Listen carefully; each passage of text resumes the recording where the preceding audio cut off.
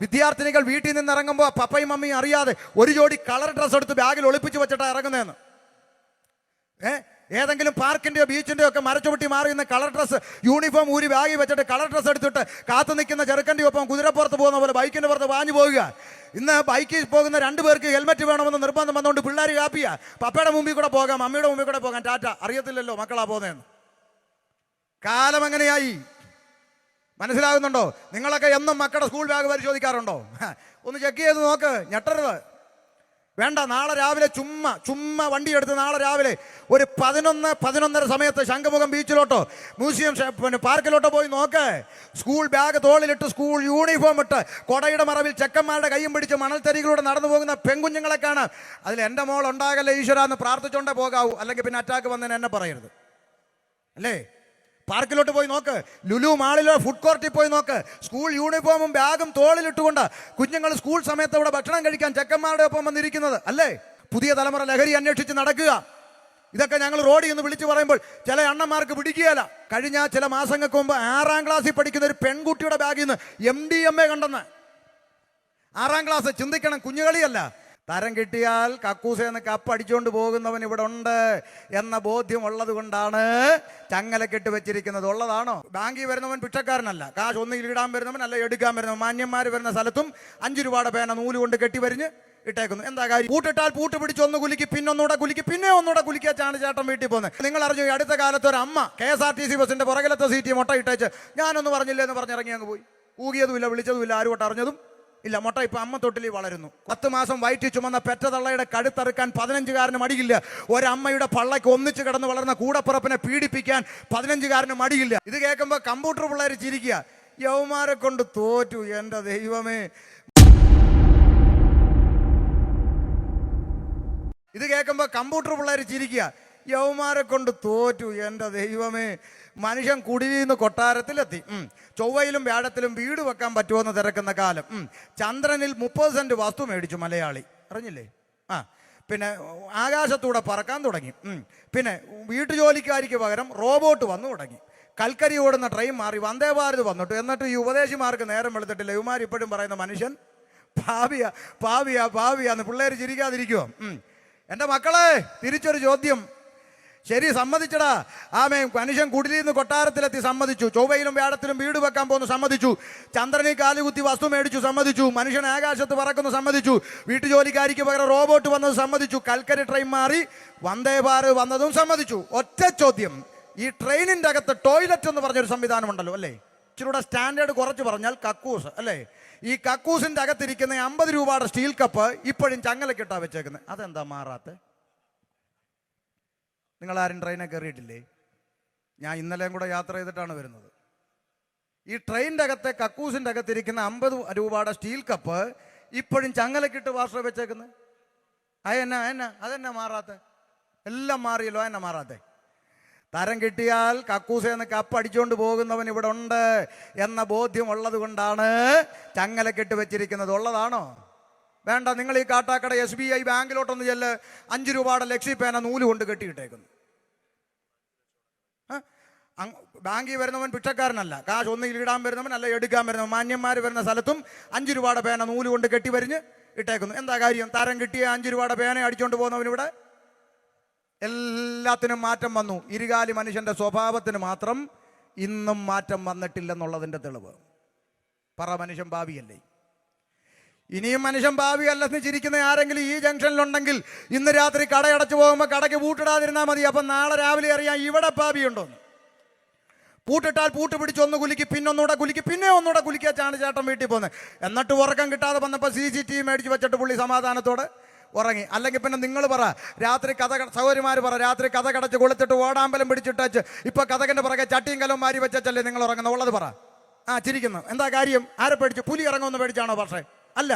ഇരുകാലികളായ മനുഷ്യന്മാർ, കുറുവാസംഘം ഇരുകാലികളായ മനുഷ്യന്മാരെ പേടിച്ചിട്ട്. മനുഷ്യനെ ഭയപ്പെട്ട് ജീവിക്കുന്ന നാടായത്. കണ്ടുപിടുത്തങ്ങൾ മാറി, ടെക്നോളജി മാറി, ഇന്റർനെറ്റ് മാറി, സൗകര്യങ്ങളൊക്കെ മാറി. പക്ഷേ ഇരുകാലി മനുഷ്യന്റെ സ്വഭാവത്തിന് മാത്രം മാറ്റം വന്നിട്ടില്ല. പകരം കീപ്പോട്ട് പോയി. എങ്ങനെ? പണ്ട് സ്വന്തം പെൺകുഞ്ഞുങ്ങളെങ്കിലും മനസാക്ഷി തോന്നി വെറുതെ വിടുമായിരുന്നെങ്കിൽ ഇന്ന് സ്വന്തം പെൺമക്കളെ പോലും വെറുതെ വിടാത്ത ചെകുത്തന്മാരായി ഇരുകാലി മനുഷ്യന്മാർ മാറി എന്നതിൻ്റെ അപ്പുറത്ത് എന്തും മാറ്റാടോ മനുഷ്യന് സംഭവിച്ചതെന്ന് പറഞ്ഞതാ. ഒന്നുകൂടെ ലളിതമായി പറഞ്ഞാൽ, മിണ്ടാപ്രാണികളായി മൃഗജാലങ്ങൾ പോലും ചെയ്യാൻ അറയ്ക്കുന്ന മടിക്കുന്ന ഹീനകൃത്യങ്ങളല്ലേ നാൽക്കാലി മൃഗത്തെ ലജ്ജിപ്പിച്ചുകൊണ്ട് ഇരുകാലി മനുഷ്യൻ ഇവിടെ ചെയ്തു കൂട്ടുന്നതാണോ? പറ, സത്യസന്ധമായി പറല്ലേ. ഇനി തെളിവ് വേണോ? ആകാശത്ത് പരുന്ത് വട്ടമിട്ട് പറക്കുമ്പോൾ കീഴ നിൽക്കുന്ന കോഴിയമ്മ എന്ത് ചെയ്യും? പറ. കണ്ടിട്ടേ ഇല്ല അങ്ങനെ. എന്ത് ചെയ്യും? കോഴിക്കുഞ്ഞിനെ ചിറക് പിരിച്ച് അതിനകത്തോട്ട് കയറ്റി സംരക്ഷിക്കും കോഴിയമ്മ. എന്നാൽ ഇവിടെ ആലപ്പുഴയ്ക്കടുത്ത് കാമുകനോടൊപ്പം ജീവിക്കാൻ 10 മാസം നൊന്ത് പ്രസവിച്ച ചോരക്കുഞ്ഞിനെ തീരദേശത്തിന്റെ ഭിത്തിയിൽ എടുത്ത് ഒറ്റയടി അടിച്ചു കൊന്നു അമ്മ. കോഴിയമ്മയല്ലേ നല്ലത്? കോഴിയമ്മയല്ലേ നല്ലത്? നോക്ക്, കോഴി ഒരു മുട്ടയിട്ടാൽ കൂകി വിളിക്കും. കൂകി വിളിക്കുന്ന കേൾക്കുമ്പോൾ അമ്മ പറയടി കോഴി കൂവുന്നടി മുട്ടയിട്ടോന്ന് നോക്കാൻ. അത് കോഴി കൊടുക്കുന്ന ഒരു സിഗ്നൽ അല്ലേ? അല്ലേ? എന്നാൽ നിങ്ങൾ അറിഞ്ഞു, ഈ അടുത്ത കാലത്ത് ഒരു അമ്മ KSRTC ബസ്സിന്റെ പുറകിലത്തെ സീറ്റ് മുട്ട ഇട്ടേച്ച് ഞാനൊന്നും പറഞ്ഞില്ല എന്ന് പറഞ്ഞിറങ്ങി അങ്ങ് പോയി. കൂകിയതുമില്ല, വിളിച്ചതുമില്ല, ആരും അറിഞ്ഞതും ഇല്ല. മുട്ട ഇപ്പം അമ്മ തൊട്ടിലി വളരുന്നു. കോഴിയല്ലേ നല്ലത്? നിങ്ങൾ ചിന്തിച്ച് നോക്കിയേ. കഴിഞ്ഞ ദിവസങ്ങളിൽ മൊബൈലിനകത്ത് ഇങ്ങനെ തോണ്ടിക്കൊണ്ടിരുന്നപ്പോൾ ഫേസ്ബുക്കിൻ്റെ അകത്തൊരു വീഡിയോ കാണുക. തിരമാലയടിച്ച് ഒരു മത്സ്യം, കടപ്പുറത്ത് തിരമാലയടിച്ചൊരു മത്സ്യം കരയിലോട്ട് വന്ന് വീണ് കിടന്നിട്ട് തിരിച്ചു പോകാൻ പറ്റാതെ പടയുന്നു. ആ മത്സ്യം അങ്ങനെ കിടന്ന് പടയുന്ന കണ്ടപ്പോൾ അടുത്ത തിരമാലയ്ക്കകത്ത് വന്ന ഒരു മത്സ്യം എന്ത് ചെയ്യുന്നറിയാമോ? അതിൻ്റെ വാലെ പിടിച്ച് കടിച്ച് വലിച്ച് അവനെ തിരിച്ച് വെള്ളത്തിലോട്ട് കൊണ്ടിട്ട് അതിൻ്റെ ജീവൻ രക്ഷിക്കുന്ന ഒരു മത്സ്യം. ഇവിടെ മനുഷ്യനോ? കൂടപ്പിറപ്പുകളായി കാണേണ്ടുന്ന മനുഷ്യനെ കോഴിയെ കണ്ടിക്കുന്ന ലാഘവത്തോടെ കൈയും കാലും വെട്ടിയെറിയുന്നു, കഴുത്തറുത്ത് റോഡിൽ തള്ളുന്നു. ഒരു മടിയുമില്ല. 10 മാസം വയറ്റി ചുമന്ന പെറ്റതള്ളയുടെ കഴുത്തറുക്കാൻ 15കാരന് മടിയില്ല. ഒരമ്മയുടെ പള്ളയ്ക്ക് ഒന്നിച്ച് കിടന്ന് വളർന്ന കൂടപ്പിറപ്പിനെ പീഡിപ്പിക്കാൻ 15കാരന് മടിയില്ല. മനസ്സിലാകുന്നുണ്ടോ? രാവിലെ വീട്ടിൽ വന്ന് വീഴുന്ന പത്രം ആദ്യം വായിക്കുന്നത് വീട്ടിലെ മൃഗങ്ങളെങ്ങാനും ആയിരുന്നെങ്കിൽ മനുഷ്യന്റെ മുഖത്ത് നോക്കി മൂക്കത്ത് വിരൽ വെച്ച് അയ്യയ്യയ്യയ്യേന്ന് കളിയാക്കുമായിരുന്നു. ഞങ്ങൾ പോലും ചെയ്യാത്തതാണല്ലോടാ ഈ ചെയ്യുന്നതെന്ന് പറഞ്ഞ് കളിയാക്കുമായിരുന്നു. മനസ്സിലാകുന്നുണ്ടോ? കാലഘട്ടങ്ങൾ മുന്നോട്ട് പോയി, കണ്ടുപിടുത്തങ്ങൾ മാറി, ഇന്റർനെറ്റ് മാറി, സയൻസ് മാറി, ടെക്നോളജി മാറി, ഇതൊക്കെ മാറി. എന്തിനധികം പറയുന്നു, ഇരട്ടച്ചങ്കുള്ള ഭരണാധികാരി ഭരിക്കുന്ന നാട്ടിൽ എന്ത് മാറ്റം മനുഷ്യന്റെ സ്വഭാവത്തിനൊന്ന് പറ. നിങ്ങൾ പറ. ഞാൻ ഈ പറയുന്നത് ചുമ്മാതാണെങ്കിൽ അതും പറ. ഈ നാട്ടിൽ ഓരോ പ്രഭാതത്തിലും കണ്ടും കേട്ടും കൊണ്ടിരിക്കുക. തിയോളജി പറയാൻ പലർക്കുമുണ്ട്. ഉപദേശിമാർ കവലകൾ തോറും നടന്ന് തൊണ്ട കീറുന്നു. എന്തിനാ? മനുഷ്യൻ പാപിയാണ് എന്നുള്ള യാഥാർത്ഥ്യം പൊതുജനത്തിന് ബോധ്യപ്പെടാൻ വേണ്ടിയാ. അത് ബോധ്യപ്പെടണം. മനുഷ്യൻ പാപിയാണ്. മനുഷ്യന്റെ ഹൃദയക്കൂടിൻ്റെ അകത്ത് കുടിയിരിക്കുന്ന പാപമെന്ന് പറയുന്ന വിപത്താണ് ഇന്ന് ഈ നാട്ടിൽ കാണുന്ന സകല തിന്മകളുടെയും ഉറവിടം. ഇനിയിപ്പോൾ പാപം എങ്ങനെയാ വരുന്നത്? രാവിലെ വന്ന് കോളിംഗ് ബെൽ അടിച്ചാൽ ഗുഡ് മോർണിംഗ്, ഞാനാ പാപം, ഇന്ന് നിങ്ങളുടെ കൂടെ താമസിക്കാം. അങ്ങനല്ല. അങ്ങനെ ഒരു പാപം ഒരു മനുഷ്യനായിരുന്നെങ്കിൽ പിണറായി സഖാവിന് ഒരു പരാതി കൊടുത്ത് അവനെ അറസ്റ്റ് ചെയ്ത് ജയിലിലിട്ട് നാടിനെ രക്ഷിക്കാം, അല്ലേ? പാപം ഒരു വടവൃക്ഷമായിരുന്നെങ്കിൽ ഒരു പണിക്കാരനെ വിളിച്ച് അതിനെ അങ്ങ് വെട്ടിക്കളഞ്ഞു, സംഭവം ക്ലീൻ, രക്ഷിക്കാം. പാപം ഒരു വസ്തുവായിരുന്നെങ്കിൽ ഇച്ചിരി പെട്രോൾ ഒഴിച്ച് കത്തിച്ച് അതിൻ്റെ ചാരമെടുത്ത് അമ്പയിലോ കാവേരിയിലോ കൊണ്ട് ഒഴുക്കി നാട് എന്നേ രക്ഷിക്കായിരുന്നു. പറ്റുന്നുണ്ടോ? ഇല്ല. വെട്ടിക്കളയാൻ കഴിയുന്ന വൃക്ഷമല്ല പാപം, കത്തിച്ച് കളയാൻ കഴിയുന്ന ഒരു വസ്തുവല്ല പാപം, അറസ്റ്റ് ചെയ്യാൻ കഴിയുന്ന ഒരു മനുഷ്യനല്ല പാപം. പിന്നെന്താ? ഓരോ മനുഷ്യന്റെ ഹൃദയക്കൂടിൻ്റെ അകത്ത് കുടിയിരിക്കുന്ന അദൃശ്യമായ ഇരുട്ട്. ആ ഇരുട്ടാണ് അവനെ സകല തിന്മകളിലേക്ക് നയിച്ചുകൊണ്ടിരിക്കുന്നത്. അത് വിവിധ മുഖാന്തരങ്ങളിലൂടെയാണ്, പല മാധ്യമങ്ങളിൽ കൂടിയാണ്. അതിലേറ്റവും പ്രധാനപ്പെട്ട ഒന്നാണ് ഇന്ന് നമ്മുടെ നാട്ടിൽ കണ്ടുവരുന്ന ലഹരി. അല്ലെങ്കിൽ നിങ്ങൾ പറ. കാട്ടാക്കട പോലീസ് സ്റ്റേഷൻ ഉണ്ടെങ്കിൽ നിങ്ങൾ ചെന്ന് ചോദിക്ക്, സാറേ ഒരു സംശയം. എന്താ സാറേ? നമ്മുടെ അങ്ങോട്ട് ചോദിക്കണം, സാറേ നല്ല ഭരണകൂടമല്ലേ നമുക്കുള്ളത്? ഇരട്ടച്ചങ്കുള്ള നേതാവല്ലേ നമ്മളെ ഭരിക്കുന്നത്? പോലീസുകാർ കഴിവുറ്റ മികവുറ്റ പോലീസ് സംവിധാനം കേരളത്തിലില്ലേ? ഉണ്ട്. ജയിലുകൾക്ക് നല്ല മതിലില്ലേ? ഉണ്ട്. ഇരുമ്പഴിക്ക് കട്ടിയില്ലേ? ഉണ്ട്. ഇതെല്ലാം ഇവിടെ ഉണ്ടായിട്ടും എന്താ സാറേ ഈ കുറ്റകൃത്യങ്ങൾക്ക് എത്രയോ കാലങ്ങളായി ഇവിടെ തുടർന്ന് വരുന്ന ഈ കുറ്റകൃത്യങ്ങൾക്കൊന്ന് തടയിടാൻ ഒരു കണ്ടുപിടുത്തം ഇവിടെ കണ്ടുപിടിക്കപ്പെടാത്തത്? ഒന്ന് ചോദിക്കേ. എന്തുകൊണ്ടാണ് സാറേ നടക്കുന്നത്? പോലീസിന് കഴിവില്ലാഞ്ഞിട്ടോ, ഗവൺമെന്റ് ശരിയല്ലാഞ്ഞിട്ടോ? അല്ലല്ല. പോലീസുകാർ പറയും ഞങ്ങൾ എന്ത് ചെയ്യാനാണോ, ഞങ്ങൾ പോലീസാണെന്ന് കരുതി, ഞങ്ങളും മനുഷ്യരല്ലേ, നിങ്ങളെപ്പോലെ തന്നെയല്ലേ ഞങ്ങളും. കൈപ്പിടി നിൽക്കുന്നതിനപ്പുറത്താണ് കാര്യങ്ങൾ. എന്താ? അവരൊരു 10 FIR ഒരു ദിവസം എഴുതേണ്ടി വന്നാൽ അതിൽ 9 എണ്ണത്തിൽ എഴുതുന്ന ഒരു പദമുണ്ട്. സംഭവ സമയത്ത് പ്രതി മദ്യലഹരിയിലായിരുന്നു, സംഭവ സമയത്ത് പ്രതിക്ക് സുബോധമില്ലായിരുന്നു, സംഭവം നടക്കുമ്പോൾ പ്രതി കഞ്ചാവ് ഉപയോഗിച്ചിരുന്നു. ശരിയല്ലേ?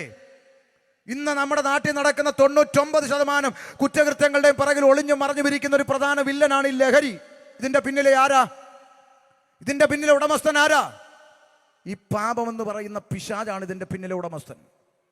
മനസ്സിലായോ? നമ്മുടെ നാട്ടിലെ കുഞ്ഞുങ്ങളെ കുറ്റവാളികളാക്കി മാറ്റി ജുവൈനൽ ഹോമിൽ അടച്ചുകൊണ്ടിരിക്കുക. കലാലയങ്ങളിലും ക്യാമ്പസുകളിലും മിഠായി വിൽക്കുന്ന പോലെ ലഹരി വിറ്റഴിക്കപ്പെടുക. നമ്മുടെയൊക്കെ ബാല്യകാലത്തെ സ്റ്റാമ്പ് ശേഖരിക്കുന്ന ഹോബിയാണ് നമുക്കുണ്ടായിരുന്നെങ്കിൽ ഇന്ന് കുഞ്ഞുങ്ങളുടെ നാക്കിനകത്ത് ഒട്ടിച്ചു വെക്കുന്ന സ്റ്റാമ്പിൻ്റെ രൂപത്തിൽ വരെ MDMA പോലുള്ള മാരകമായ ലഹരി പല രൂപത്തിൽ നമ്മുടെ കുഞ്ഞുങ്ങളുടെ കയ്യിൽ എത്തിക്കഴിഞ്ഞു. പുതിയ തലമുറ ലഹരി അന്വേഷിച്ച് നടക്കുക. ഇതൊക്കെ ഞങ്ങൾ റോഡിൽ നിന്ന് വിളിച്ചു പറയുമ്പോൾ ചില അണ്ണന്മാർക്ക് പിടിക്കുകയല്ല. എന്താ പിടിക്കാത്തതിൻ്റെ കാരണം? ഒറ്റ കാരണമേ ഉള്ളൂ, എൻ്റെ കുഞ്ഞല്ലല്ലോ, എൻ്റെ മക്കളല്ലല്ലോ. എൻ്റെ കുഞ്ഞ് അങ്ങനൊന്നും പോകത്തില്ല. എൻ്റെ പ്രിയപ്പെട്ട നാട്ടുകാരെ, എല്ലാ മാതാപിതാക്കളെയും പ്രതീക്ഷ അങ്ങനെ, എൻ്റെ മക്കൾ അങ്ങനൊന്നും പോകത്തില്ല, എൻ്റെ കുഞ്ഞ് അങ്ങനൊന്നും ആകത്തില്ല. ഇവിടെയുള്ള സകലമാകുന്ന ആളുകളോട് ചോദിക്കുക, ഓട്ടോക്കാരനോട് ചോദിക്കുക, കൂലിപ്പണിക്കാരനോട് ചോദിക്കുക, കടക്കാരനോട് ചോദിക്കുക, ഇവിടെ ഓരോ ജോലിക്കാരനോട് ചോദിക്കുക, നിങ്ങൾ എന്തിനാ പകലന്തിയോളം പണിയെടുക്കുന്നത്, എന്തിനാ രാവും പകലും പൊടിയും പുകയും സഹിച്ച് കഷ്ടപ്പെടുന്നത്, എന്തിനാ? ഒറ്റ ഉത്തരേ പറയത്തുള്ളൂ, മക്കളെ പഠിപ്പിക്കണ്ടോ, കുഞ്ഞുങ്ങളെ പോറ്റണ്ടേ ചങ്ങായി, കുടുംബം പോറ്റണ്ടേ. അതെ, സകല മനുഷ്യരും പ്രതീക്ഷയോടെ മക്കളെ വളർത്തുന്നത്. പക്ഷേ പ്രതീക്ഷയോടെ വളർത്തുന്ന മാതാപിതാക്കളുടെ നെഞ്ചത്തൊരുപിടി തീ കോരി ഇട്ടുകൊണ്ട് ഭാവി തലമുറ ഇന്ന് എങ്ങോട്ടാ പോകുന്നതെന്ന് ചുമ്മാ ഇരുന്നൊന്ന് ചിന്തിക്കുക. 5 മിനിറ്റ് സുബോധം വരും. ഒരു ദിവസം ഞാൻ കവലയിൽ എനിക്ക് മേടെ പ്രസംഗിക്കാൻ ഇഷ്ടം, റോഡെ പ്രസംഗിക്കുന്ന. തിരുവനന്തപുരം മുതൽ കാസർഗോഡ് വരെയുള്ള കവലകളിൽ 7 വർഷം തുടർച്ചയായി പ്രസംഗിച്ചിട്ടാണ് അവിടെ നിൽക്കുന്നത്. ഓരോ കവലകളിൽ പ്രസംഗിക്കുമ്പം ഒരു എക്സൈസ് ഇൻസ്പെക്ടറായിരിക്കുന്ന പോലീസ് ഉദ്യോഗസ്ഥൻ വഴി വെച്ച് കണ്ട് നിർത്തി 10 മിനിറ്റ് പ്രസംഗം കേട്ട ഇറങ്ങി വന്ന് പറഞ്ഞു, ഇതുപോലെ നിങ്ങൾ കേരളത്തിൽ മുഴുവൻ പ്രസംഗിക്കണമെന്ന്. എന്താ കാര്യമെന്ന് അദ്ദേഹം പറയുക, പുറത്തു വിടാത്തൊരു വാർത്ത. കഴിഞ്ഞ ചില മാസങ്ങൾക്ക് മുമ്പ് 6ാം ക്ലാസ്സിൽ പഠിക്കുന്ന ഒരു പെൺകുട്ടിയുടെ ബാഗിൽ നിന്ന് MDMA കണ്ടെന്ന്. 6ാം ക്ലാസ്, ചിന്തിക്കണം, കുഞ്ഞുകളിയല്ല. 10-11 വയസ്സുള്ളൊരു പെൺകുഞ്ഞിൻ്റെ ബാഗിനകത്ത് എങ്ങനെ വന്നു? അന്വേഷിച്ചു പോയതല്ലല്ലോ. എൻ്റെ നിങ്ങളുടെ കുഞ്ഞുങ്ങൾ പഠിക്കുന്നിടങ്ങളിൽ പോലും പതിയിരിക്കുന്ന അപകടത്തിലാണ് അവർ സഞ്ചരിച്ചുകൊണ്ടിരിക്കുന്നത്. ഇനിയും നിയമാധികാരികൾ പറയുന്ന മറ്റൊരു വാർത്ത, വിദ്യാർത്ഥിനികൾ വീട്ടിൽ നിന്ന് ഇറങ്ങുമ്പോൾ പപ്പയും മമ്മിയും അറിയാതെ ഒരു ജോഡി കളർ ഡ്രസ്സ് എടുത്ത് ബാഗിൽ ഒളിപ്പിച്ച് വെച്ചിട്ടാണ് ഇറങ്ങുന്നതെന്ന്. ഏതെങ്കിലും പാർക്കിൻ്റെയോ ബീച്ചിൻ്റെയോ ഒക്കെ മരച്ചുവട്ടി മാറിയുന്ന കളർ ഡ്രസ്സ് യൂണിഫോം ഊരി ബാഗിൽ വെച്ചിട്ട് കളർ ഡ്രസ്സ് എടുത്തിട്ട് കാത്തു നിൽക്കുന്ന ചെറുക്കൻ്റെ ഒപ്പം കുതിരപ്പുറത്ത് പോകുന്ന പോലെ ബൈക്കിൻ്റെ പുറത്ത് വാഞ്ഞു പോവുക. ഇന്ന് ബൈക്കിൽ പോകുന്ന 2 പേർക്ക് ഹെൽമെറ്റ് വേണമെന്ന് നിർബന്ധം വന്നുകൊണ്ട് പിള്ളേർ കാപ്പിയാ. പപ്പയുടെ മുമ്പിൽ കൂടെ പോകാം, മമ്മിയുടെ മുമ്പിൽ കൂടെ പോകാം, ടാറ്റ, അറിയത്തില്ലല്ലോ മക്കളാ പോകുന്നതെന്ന്. കാലം എങ്ങനെയായി മനസ്സിലാകുന്നുണ്ടോ? നിങ്ങളൊക്കെ എന്നും മക്കളുടെ സ്കൂൾ ബാഗ് പരിശോധിക്കാറുണ്ടോ? ഒന്ന് ചെക്ക് ചെയ്ത് നോക്ക്, ഞെട്ടരുത്. വേണ്ട, നാളെ രാവിലെ ചുമ്മാ വണ്ടി എടുത്ത് നാളെ രാവിലെ ഒരു 11-11:30 സമയത്ത് ശംഖുമുഖം ബീച്ചിലോട്ടോ മ്യൂസിയം പാർക്കിലോട്ടോ പോയി നോക്ക്. സ്കൂൾ ബാഗ് തോളിലിട്ട് സ്കൂൾ യൂണിഫോം ഇട്ട് കൊടയുടെ മറവിൽ ചെക്കന്മാരുടെ കൈയും പിടിച്ച് മണൽത്തരികളിലൂടെ നടന്നു പോകുന്ന പെൺകുഞ്ഞുങ്ങളെ കാണാം. അതിൽ എൻ്റെ മോൾ ഉണ്ടാകല്ലേ ഈശ്വര എന്ന് പ്രാർത്ഥിച്ചോണ്ടേ പോകാവൂ, അല്ലെങ്കിൽ പിന്നെ അറ്റാക്ക് വന്നതിന് എന്നെ പറയരുത്, അല്ലേ? പാർക്കിലോട്ട് പോയി നോക്ക്, ലുലു മാളിലോ ഫുഡ് കോർട്ടിൽ പോയി നോക്ക്. സ്കൂൾ യൂണിഫോമും ബാഗും തോളിലിട്ടുകൊണ്ട് കുഞ്ഞുങ്ങൾ സ്കൂൾ സമയത്ത് അവിടെ ഭക്ഷണം കഴിക്കാൻ ചെക്കന്മാരുടെ ഒപ്പം വന്നിരിക്കുന്നത്, അല്ലേ? എല്ലാ മാതാപിതാക്കളും പ്രതീക്ഷയോടെ വളർത്തുന്ന മക്കളാ. എന്താ ഇതിൻ്റെയൊക്കെ പിന്നിലെ കാര്യമൊന്നും ഒരുത്തനെങ്കിലും തല പുകഞ്ഞിട്ടുണ്ടോ? എന്തെല്ലാം കണ്ടുപിടുത്തങ്ങൾ ഈ ലോകത്തിൽ ഉണ്ടാവുന്നു, എന്തെല്ലാം കണ്ടുപിടുത്തങ്ങൾ. ഇപ്പം മനുഷ്യന്റെ കഴുത്തറുത്ത് വേറെ കഴുത്ത് വെക്കാനുള്ള കണ്ടുപിടുത്തം വരെ കണ്ടുപിടിച്ചെന്നാ പറയുന്നത്. ചത്തു കഴിഞ്ഞാൽ വേറെ ജീവനുള്ള വേറൊരുത്തൻ്റെ കഴുത്തെടുത്ത് വെച്ച് എന്തെല്ലാം കണ്ടുപിടുത്തമുണ്ട്. പക്ഷേ ഈ കുറ്റകൃത്യങ്ങൾക്ക് തടയിടാൻ പറ്റുന്ന, ഈ തെറ്റിലേക്ക് പോകുന്ന മനുഷ്യനെ നന്നാക്കാൻ പറ്റുന്ന, ഈ തിന്മയിൽ നിന്ന് മനുഷ്യനെ നന്മയിലേക്ക് നയിക്കാൻ കഴിയുന്ന ഒരൊറ്റ യന്ത്രമെങ്കിലും ഇവിടെ കണ്ടുപിടിക്കപ്പെട്ടിട്ടുണ്ടോ എന്ന് പറ. കണ്ടുപിടിക്കുകയല്ല, കാരണം പാപത്തെ അറസ്റ്റ് ചെയ്യാനുള്ള സംവിധാനം ഇവിടെ ഇല്ല.